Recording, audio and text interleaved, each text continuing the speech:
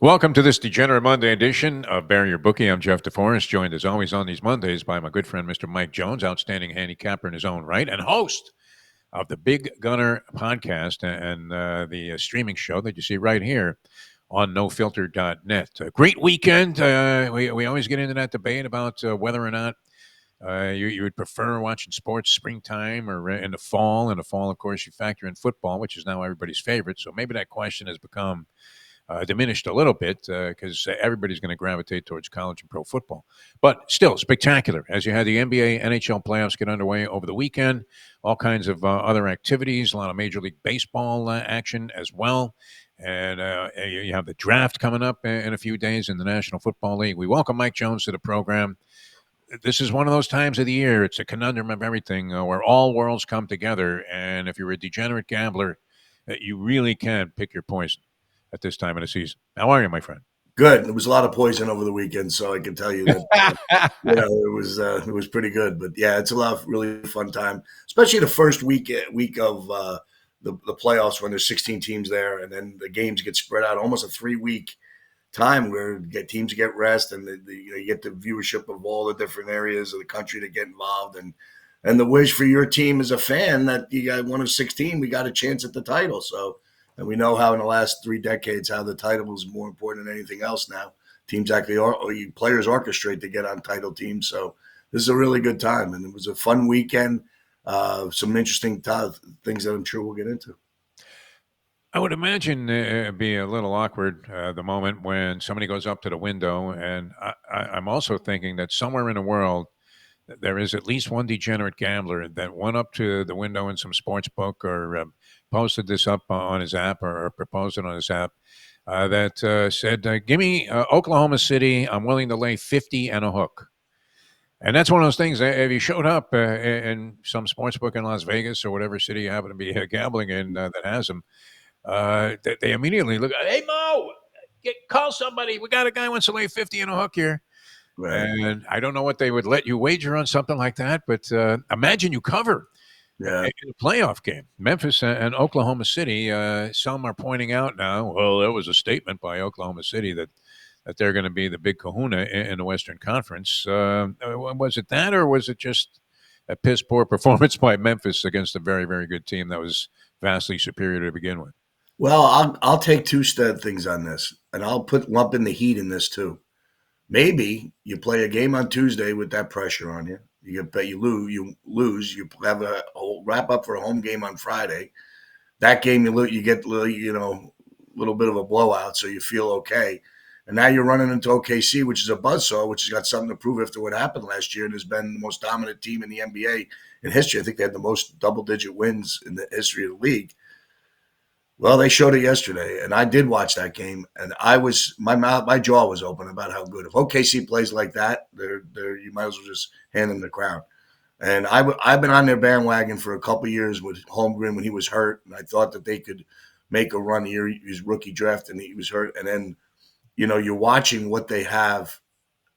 SGA is amazing, and then they have a lot of complementary players that can all stroke the three, that all work hard on the defensive end, which I'm a short proponent of watching, which really doesn't exist in a lot of the NBA games until now. They'll play defense. Obviously, we saw that in a couple other games at the end. But, man, that was something else. And you could see as it got to 20 early, John Morant didn't have that energy going to the rim. Desmond Bane wasn't shaking. They were missing that open look.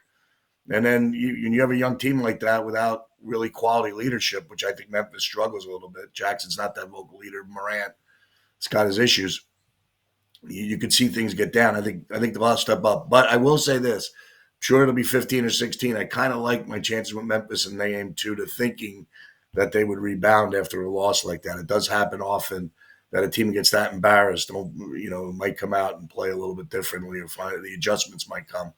So, that was shocker. Something to look at from a gambling standpoint always, especially in the NBA, where a team gets blown out in game one. Then everybody, it's like you watched a horse break his maiden, and he wins by 12 lengths, and you're thinking, okay, well, he won by 12 lengths. He's going to win by 6 at least today. And then to your shock and dismay, as you're tearing up tickets and coughing up blood at the racetrack, you realize that it doesn't happen 2 times in a row like that very often. And You'll see teams tighten up. A 51-point loss, the embarrassment of that alone. And I'm not a believer that you would rather get blown out in a ball game than lose by one in overtime. No, 'Cause I think if you lose by one in overtime, your thought process going into the next game is more likely, hey, we had this thing. right, Let's go and take it. And if you lose by 51, you have to be asking yourself if you even belong out there on the court in game right, two, yeah, especially if you get blown out again. All right. You mentioned the Miami Heat, and this was interesting because I don't think you're old enough, Mike Jones, to remember. Do you remember the halftime Phil show called where they were putting on something at halftime? They had the Vitalis one-on-one at one point, but which I thought was great, and I think they should resurrect that again. And they had Red on Round Ball, which featured a curmudgeon-looking Red Auerbach in his older stages of being the man in Boston. And he'd have like some 5-year-old that you're thinking he probably doesn't even like being around kids. And he yeah. was teaching them the fundamentals of the game. And you would watch this, and they're running the weave, they're running a pick and roll. There aren't that many plays in a game, and yet I am watching yesterday a dissection of how Kenny Atkinson, the coach of the year, I mean, just absolutely diabolically took apart Tyler Hero and picked on him defensively. Oh my God. Kept whoever ended up in the matchup with Hero, which he orchestrated a bunch of different switches and maneuvers through Yeah, picks and screens and this and that. And anytime, as soon as any scorer got in front of Tyler Hero, boom, he was making a basket. And that allowed them to open up the game. It kept them going all throughout the game. But as they held the Heat at bay, they eventually cracked it wide open and won by 20. But it was interesting because you think of this with Luka Doncic and what they were trying to perpetrate in terms of the reasons that they traded him in Dallas, and we did see an example of where really poor defense on the part of one player could be exploited. And probably the better team anyway won the ball game, but it facilitated their path to victory by exponential elements. yeah. But you're bringing up my point. I was talking with my family. I have a bunch of Heat fans in my family, and I kind of root for him. With a granddaughter named Riley, I don't know how you can't root for him. But, Exactly. but I was shocked, and it's the story of that game for me is they emphasized Tyler Hero averaged 34 points a game in the play-in, and I said maybe he gave up 50, and yesterday he did, and yet yesterday he did Yeah. because it just seemed like, and I don't know that I don't see anybody getting on him. His lack of foot awareness that he doesn't get in front of people, he doesn't fight through a screen. It's you could watch that game 10 times. I will watch it because I was ready to take notes on how many points his man either got an assist on a bucket or basically did it. Because once the guard broke, his man broke down the defense, it was a layup or an open three. And then if it doesn't, his man just took him to the hole or backed off. It to me, it goes back to someone came to me and said they're going to be better without Tyler Hero when he got hurt in the Milwaukee series, end up getting to the finals. And I'm like, how can you get rid of a 20-point score and be better? And I watched it with my own eyes. He got to adjust. Tyler Hero has to do something to either play harder, get in the weight room, do something on the defensive end. Because as great of an offensive player as he is, that wasn't an all-star performance yesterday. And exploited by Kenny Atkinson. Maybe one of the. If you look at this dissection, it was on CBS Sportsline. I was looking at this, and they had an assortment of illustrations of how they just abused Tyler Hero, forcing him into matchups that were more favorable to Cleveland, and almost any matchup was. It's interesting too. You watch a player, and his footwork at the offensive end is excellent. Right? And then his footwork at the defensive end looks like he was, one of the guys that gets knocked out in the first round of Dancing with the Stars. There, he looked like Master P out there Yeah. on a defensive end. As you said, never really getting to the spot at a time that would be opportune to actually force a player into a shot that they didn't really want to take. All right, and all of the series, so there were some indicators there. I think early on, Orlando, what was in there with Boston for a while, and then the experience of the Celtics just broke it open. Same thing happened in the Knicks game against the Detroit Pistons, where the Pistons are actually leading in the fourth quarter by I think double digits at one Yeah, point they're up 9 right at the start. and fell completely apart. Golden State was able to exploit the Rockets a little bit. Mhm. With now, I mean, is there enough adulation out there for Jimmy Butler? It's funny because Yeah. what we're here in South Florida, where Jimmy Butler kind of became persona non grata, even though he had made a nice contribution to the Heat. But his behavior was the kind of thing that alienates fans. And we're like, by the time he was traded to Golden State, you said, great, but we'll live with this and be happy about it. But everywhere else around the country, they're looking at this guy like, wow, I mean, what a difference maker. So, and people are even making the claim, Mike Jones, that Steph Curry and Jimmy Butler are the most dynamic pairing of players on any team in the postseason. I'm not sure that I go there, but Mhm. as you were saying, Steph Curry making shots from the Coke machine Oh, in that Golden State game, yeah. and every time the Rockets would draw within a reasonable number, where they might actually overcome the whole game that they were being Mhm. handled by Golden State for the most part. And now they're getting to within three, getting within four, and it's seesawing back and forth. And then Curry would make some shot, literally, that even Steve Kerr was screaming, "No, no, no! What are you kidding me?" Right. It was Yeah. like one of his warm-up shots that he took from the runway and went, full court and swished right through, not even off the backboard. So Yeah. interesting stuff. All right, let's look at these games tonight, Mike Jones. We want to give the people a chance to make some money. We'll get into some hockey too, and maybe even a little baseball. But tonight you have Detroit at New York. Did Detroit do enough to make you think that they can beat the New York Knicks in more than one game in this series? And do you think they're live tonight to overcome some of the things that plagued them in game number one late in the ball game when they gave up, I think, a 21-0 run? Confidence is a weird thing. They have a couple of vets there. They have a great young guard in Cunningham. Yeah, I'm just not sold on the Knicks, although a lot of people are. I think they can maybe sneak out a game two. I like that the line dropped from 7 to 6. Usually that adjustment, bookmakers telling you that where they're thinking. So I kind of like Detroit a little bit tonight. I don't know that would be one of my plays I would put out, but I like them. I just look at this game as you're up 9 in the fourth quarter. You go on a 21-0 run. You still have a chance to cover to 7. The game ends 10 or 11. You just get into that crowd, that whole energy, defensive things, and then that young team who's won 15 or 18 games a couple years ago or whatever, you could see it coming out, coming unravel. And I think maybe they got a strong enough character of kids there, and maybe the coaching staff gets it over the hump tonight. I lean a little Detroit. Don't know if they win, but I think they keep it even closer All right. than 10 Grabbing yesterday. the points there with the Pistons. And in the other game tonight, Clippers Denver goes to overtime. The Denver Nuggets end up prevailing. Many people thought the Clippers all of a sudden were a real cute pick to maybe represent the Western Conference in the championship, that they were the main threat to the Oklahoma City Thunder. Not sure I buy that just yet, but any thought on that ball game tonight?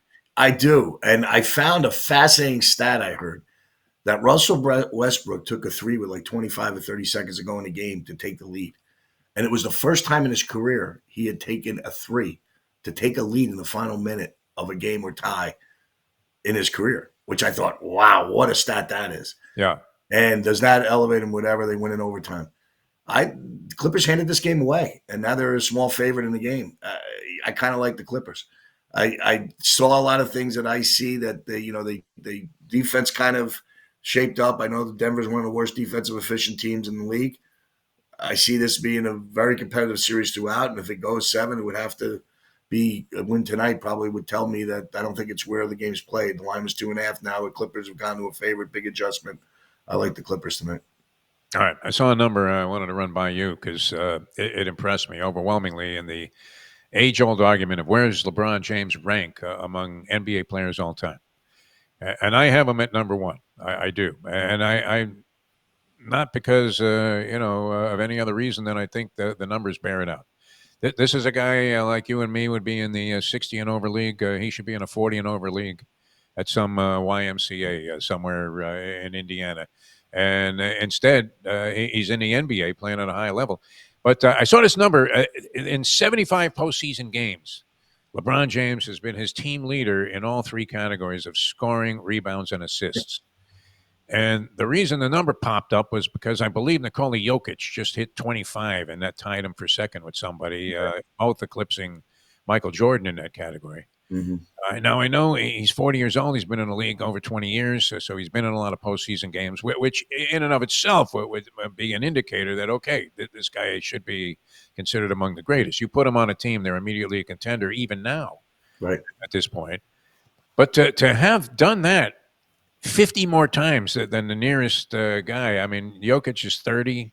I don't know that he plays till he's 40 at Yeah, this level. I mean, seemed like quite a distinction to me. And if you were going to look for a buyer speed figure on handicapping who was the best player of all time, that would be one of the numbers I would throw out to any of his detractors. yeah. Great stat. Yeah, that is something else. I did see the stat. I saw It's that goal crazy, back. right? It was, yeah, that is nuts. For LeBron James, he's deferring to Luca. So now it seemed like when I was watching that game the other night, this is a bad matchup for the Lakers. I saw this coming. I think the T Wolves are a lot better than people think. I wouldn't be surprised if they get on a collision course with OKC in the Western Conference final. But yeah, they were tough. They have size. They have ability to defend the rim with Gobert.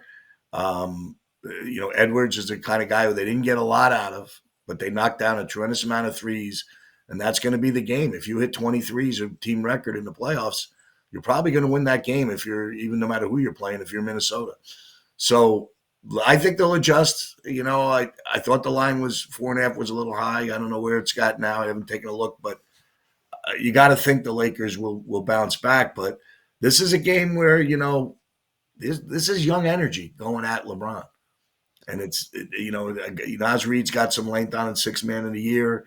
They run McDaniel at him a little bit if they want, although he's guarding Luke a little bit. Edwards. They got some young upcoming players, so this would be a test. And as far as LeBron, I heard Chris Carter make a statement that I think is the most important statement when it comes to being in the Hall of Fame. It's your longevity. The key to LeBron is never with a bad injury. Never. If he missed games or when Nixon does stuff he can come back from. He's always there in the playoff time. I mean, going to the finals as often as he has does put him in a list that you can't talk about anybody. And taking 3 different teams there, four now, right? To Cleveland twice, but two different times. Took the Heat, took the Lakers. He is amazing, and his health is what I think makes him. As much as he's a mismatch because of his size and his ability, athletic ability, his court awareness, all that. His health also helps him in that category of being the best.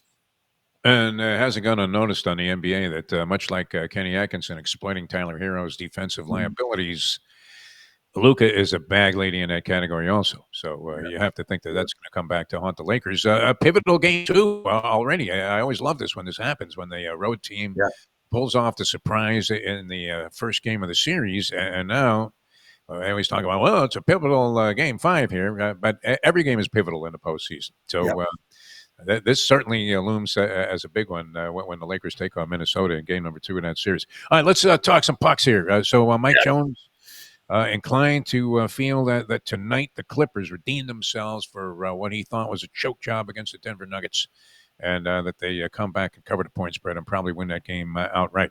NHL, interesting developments. Most interesting for me is that the Panther Lightning series, the one that we probably have with our home state being represented Mhm. here in our home area, the defending Stanley Cup champion, the Florida Panthers, getting Kachuk back in time. I believe, yeah, maybe I'm mistaken on this, but Aaron Ekblad, their outstanding Yeah. defenseman, I think Mhm. he's still under suspension for one Right, more game. right. So he'll be missing. It's typically a bloodbath, a lot of animosity and acrimony between the two franchises. They really do despise each other, which is great, especially if you're watching playoff hockey. I mean, I think they're going to ignite a real spark there tomorrow Yeah. night, get underway in game number 1. But what we've seen so far, any general observations about the NHL postseason?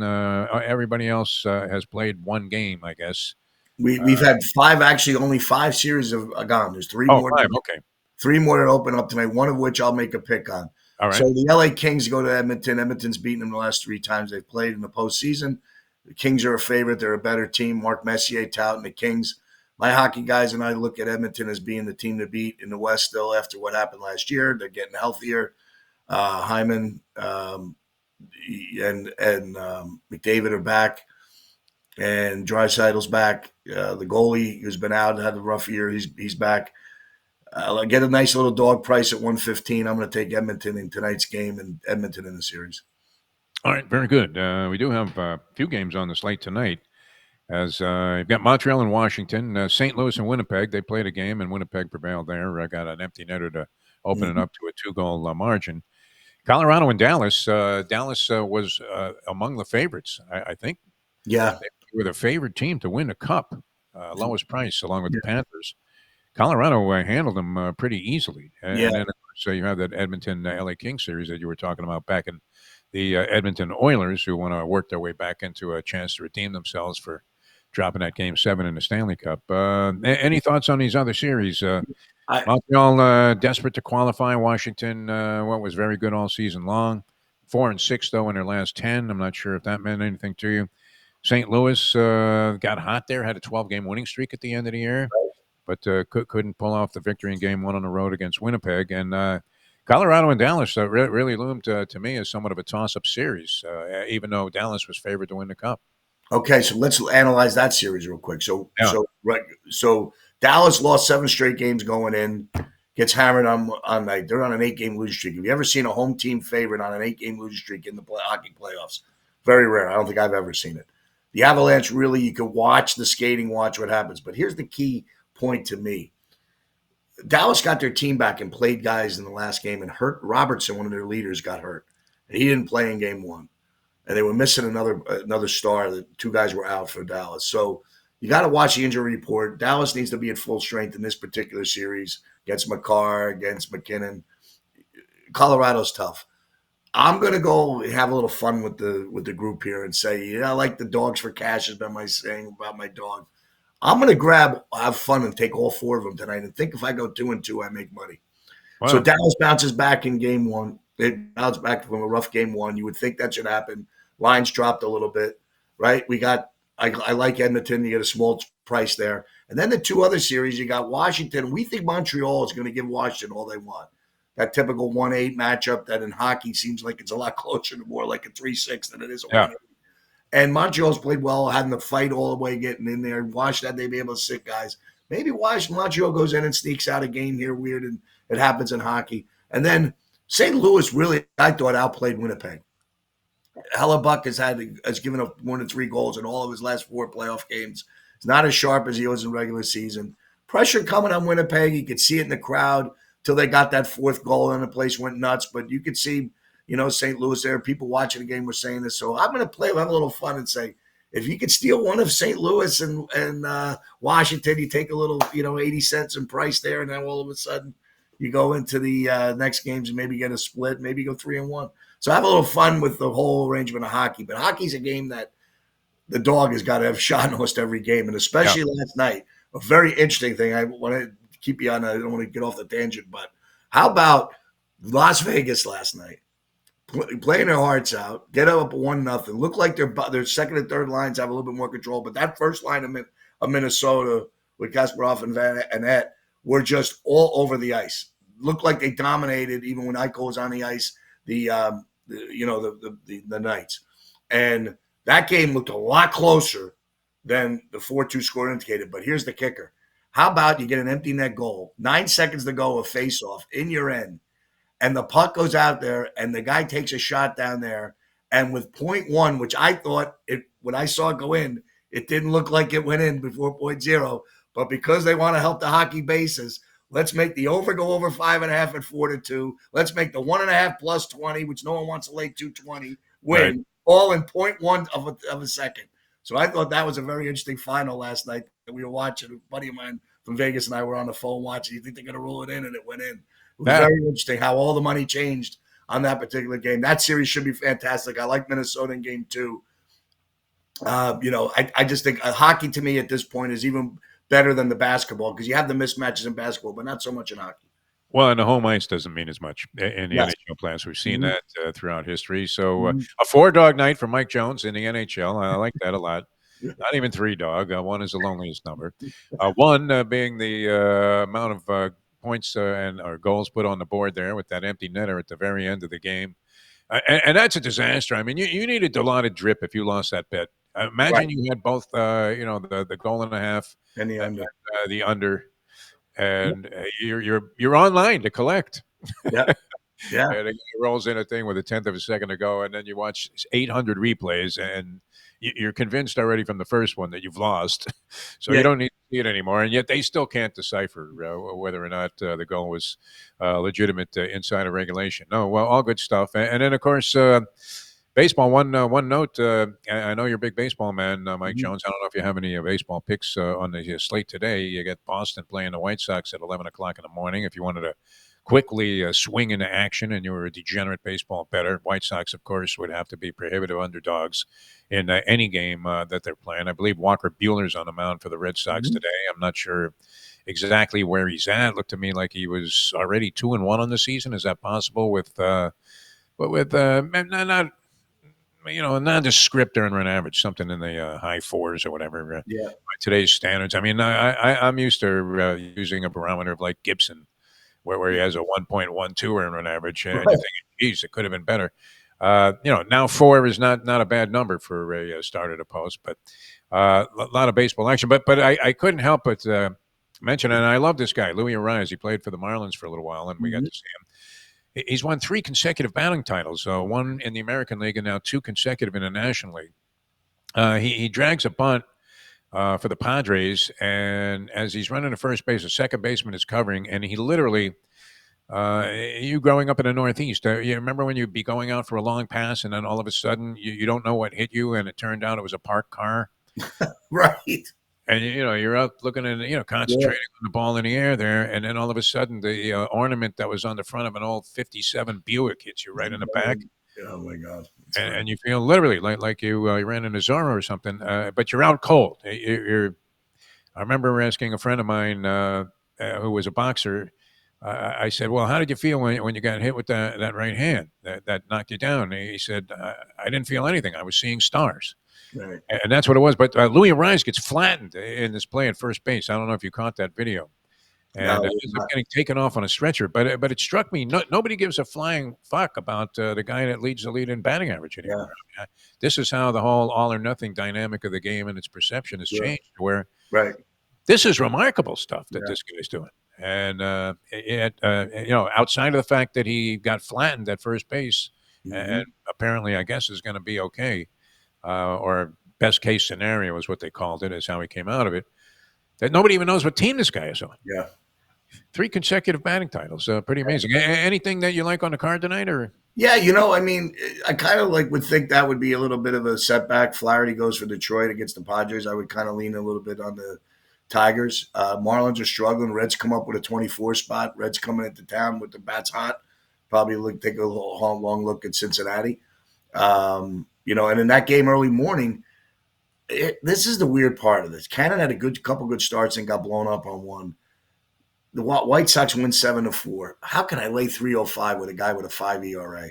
yeah, This doesn't. It just I know the White Sox are bad. Can they win 50 games? Who knows? That's their over under. God, I can't lay 3-1 with that. So if I'm grabbing, I'd take a shot at the White Sox today. On what was it? The marathon day? Is that what it is today? The Boston Boston Marathon. Marathon. Yeah, I think it gets underway at noon. I have a theory on that, and it's proven over many many years to be highly successful, and that is box the Kenyans in exactas in both the men's and the women's races. Great. Wouldn't it be great? I mean, I figured this out a long time ago, Mike Jones, that Yeah. if you really wanted to, just be a zillionaire and have enough money to never think about capital again, you would open up a bicycle shop in Kenya, Right. and teach these guys to ride like they were going to be in the Tour de France. No. Because who would be better equipped to do that? These guys are running 26 miles, 385 yards in sub 5 minute miles, one after another. It's impossible. Yes.